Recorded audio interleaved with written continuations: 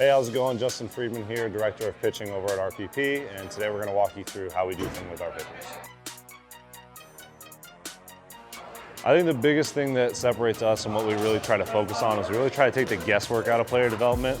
So we have to be able to assess guys and prescribe different treatments from a player development standpoint, whether that's different drill work, different corrective exercises, but really getting to know each athlete and understanding what's going on in their delivery, what's going on in the weight room for them, how their body's moving, and then optimizing that and making sure that we have the things in place, the systems in place to be able to do that, no matter how many guys walk in the door.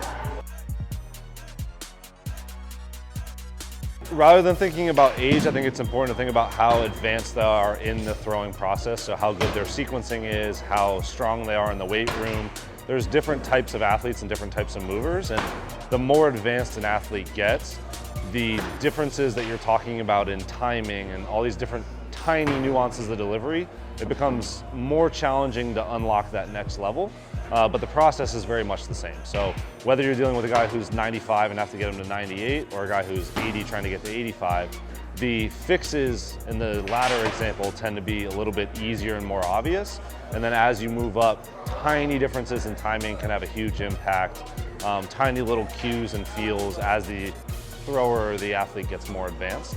But that overall scientific process of assessing them and then testing different ways of addressing the issue, that all stays the same. I think the important thing to look at, well, there's two things. One is obviously if they're experiencing any discomfort or pain or coming off of any injuries and looking at potential contributing factors there.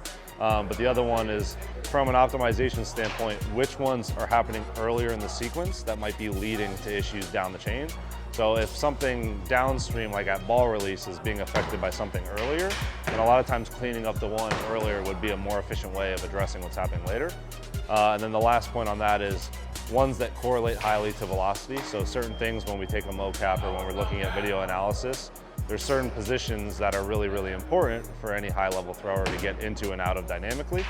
So it's which ones translate or correlate the most with velocity, and then which ones are the most glaring issues. So somebody might have 6 issues, but some of them are pretty minor and some of them are pretty major.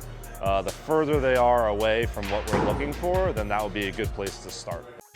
I'd like to thank everyone for tuning in. If you're interested in our training material on pitching, hitting, or strength training, you can reach us at rocklandpeakperformance.com or on Twitter and Instagram at RPP_baseball.